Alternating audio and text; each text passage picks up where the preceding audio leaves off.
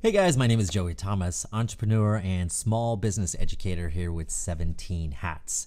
So in any small business, the start of a new year it's pretty exciting.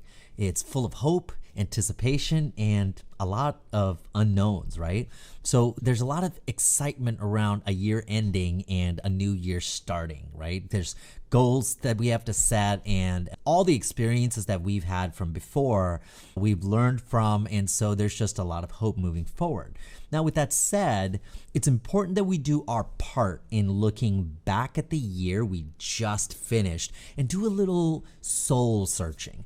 We have to evaluate the good, the bad, and sometimes even the ugly in order to make the best moves for the new year that's coming ahead.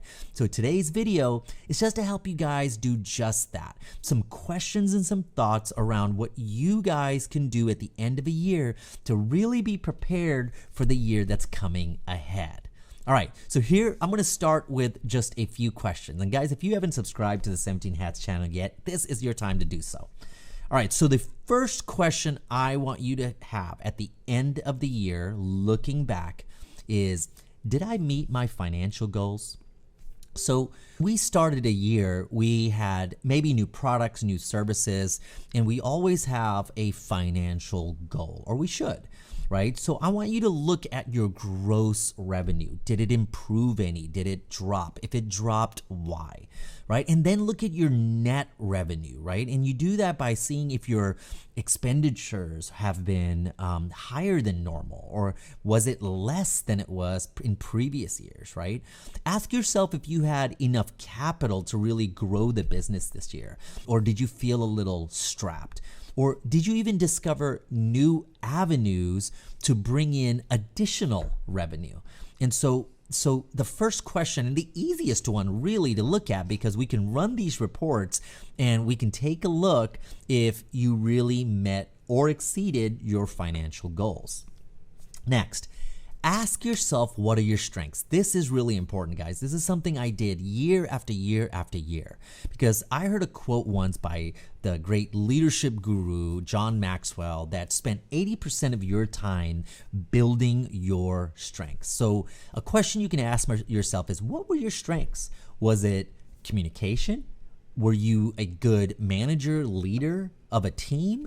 Did your business have great customer service? Did you exceed and all your deadlines with production? What were your strengths? Or were you an excellent marketer and networker? Now, I want you to compile, just write down what your strengths were.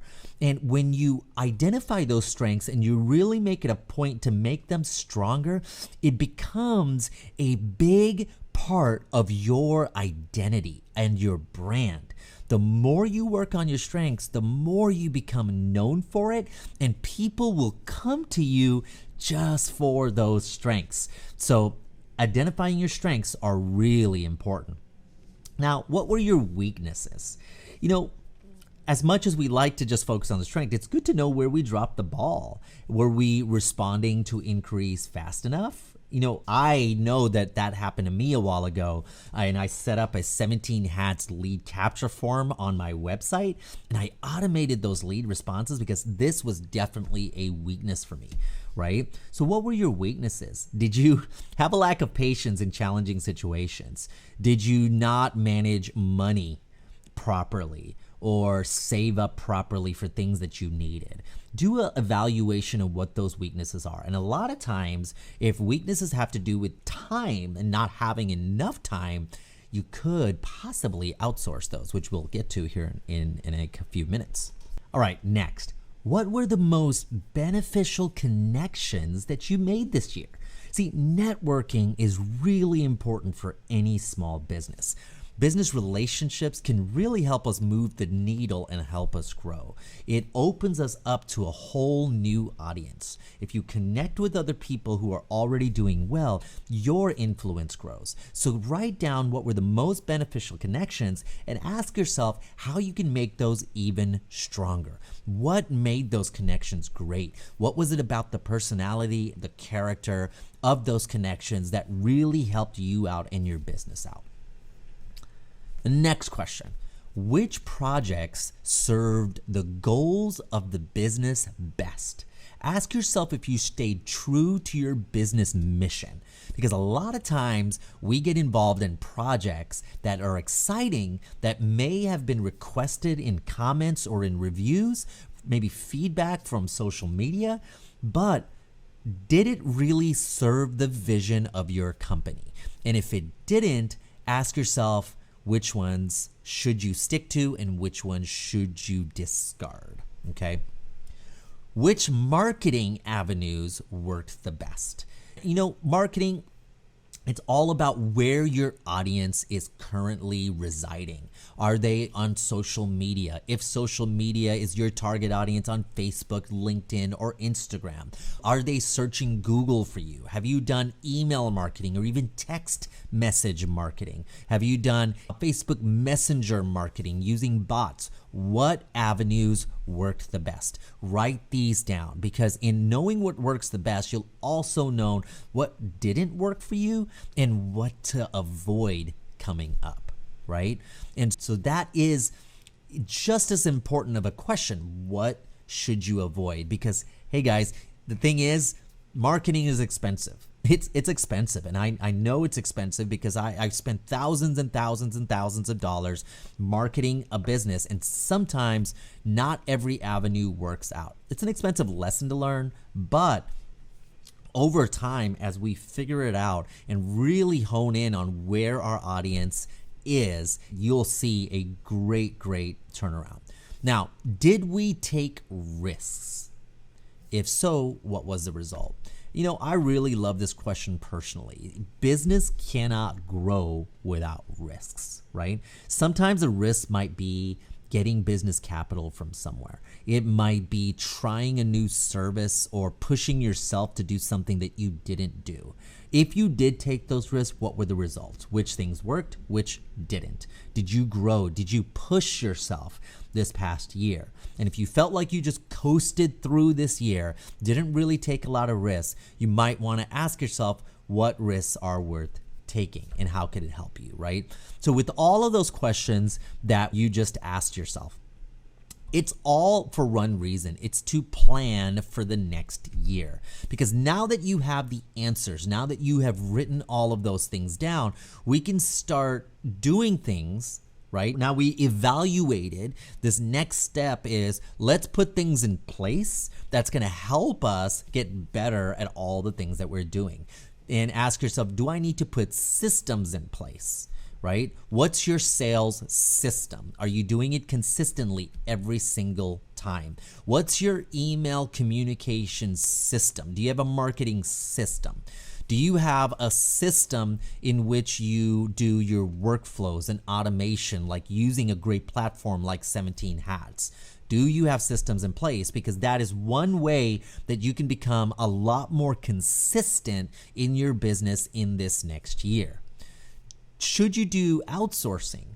Now, if you found yourself, if some of your weaknesses was just not having time to do certain things, this might be the time to do outsourcing. I have another video on this topic, so go ahead to the 17S channel, search for that video right after this one, and it talks about outsourcing. So ask yourself, is this the year coming up to do outsourcing? If so, you might want to start right now to find those vendors that you're going to outsource to. Don't wait till the new year sneaks up on you, and then you'll end up doing a lot of the projects yourself, and you might not have enough time. This is the time to do it.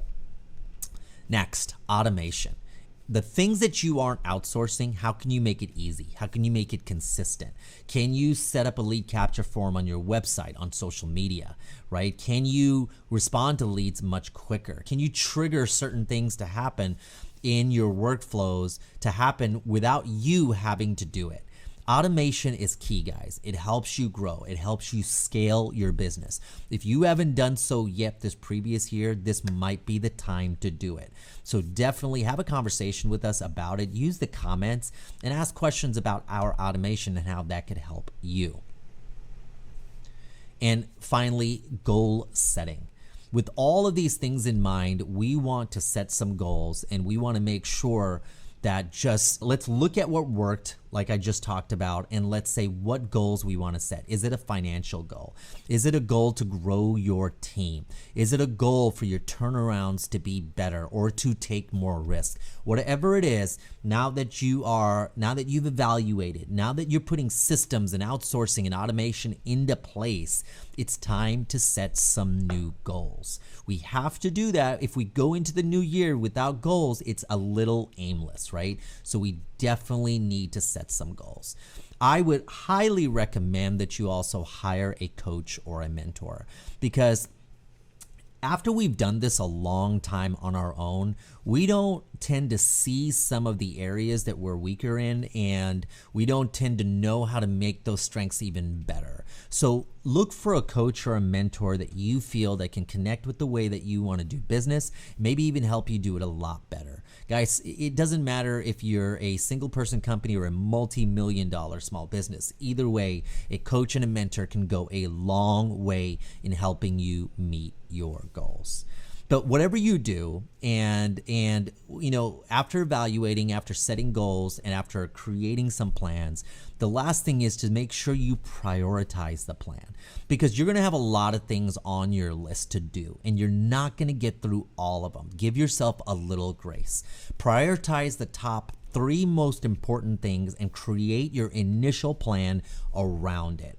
Right? You don't want to just say, I have these 10 things, and I got to do them all at once. Don't do that to yourself. It's a lot. So go ahead and prioritize the plan. Put them in the order that makes the most sense. Something that's going to help, some building blocks, and help you grow your business. Well, guys, I hope this was helpful. Like I said, with the end of the year coming, we have to sit back and we have to look at what worked and what didn't work. And there's all of these areas that we can look at. And so as long as you're looking at them, you're using that information to plan and prioritize, I think you're well on your way for another fantastic year. Well, thank you again for hanging out with me, guys. Again, subscribe to the 17 Hats channel and like this video and use the comments. Let's talk about what you're going to do for this next year. Thank you again. We'll see you soon.